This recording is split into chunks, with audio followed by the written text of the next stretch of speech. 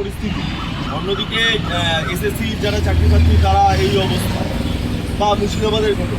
কিন্তু বিধানসভাতে একটা সুন্দর বাতাবরণ তৈরি করা হচ্ছে, গান বাজনা হবে, পর্যটন মন্ত্রী নিজে গাইবে, এই যে বাতাবরণ এটা মানা যায়। আমাদের বাংলার পর্যটকরাও 3 জন এই মুহূর্তে নিহত গোটা কাশ্মীরের ঘটনা, কি করে আসে? দেখুন, আজকে অ্যাসেম্বলি হাউসের মধ্যে একটি প্রোগ্রাম আছে, জানি না, আমাকে অফিসিয়ালি জানানো হয়নি। যদি এ ধরনের কোনো প্রোগ্রাম করা থাকে আমি অনুরোধ করবো পর্যটন মন্ত্রীর কাছে আজকে এই প্রোগ্রামটা পোস্টপোন করা হোক। সময় আসবে, নাচ গান করবেন, খাওয়া দাওয়া করবেন, অনেক সময় আসবে, কিন্তু এখন সময় হয়েছে আমাদের কাছে একটা বড় চ্যালেঞ্জ। যেভাবে আমাদের দেশের উপত্যকায় এই বড় বড় ছিল জঙ্গি আক্রমণ হচ্ছে, এটাকে কাউন্টার করা, এটাকে বন্ধ করা আমাদের সবার কাছে একটা চ্যালেঞ্জ। ঐক্যবদ্ধ হয়ে এটাকে বন্ধ করতে হবে। আমি অনুরোধ করব এখন এই মৎস্য বন্ধ করা হোক।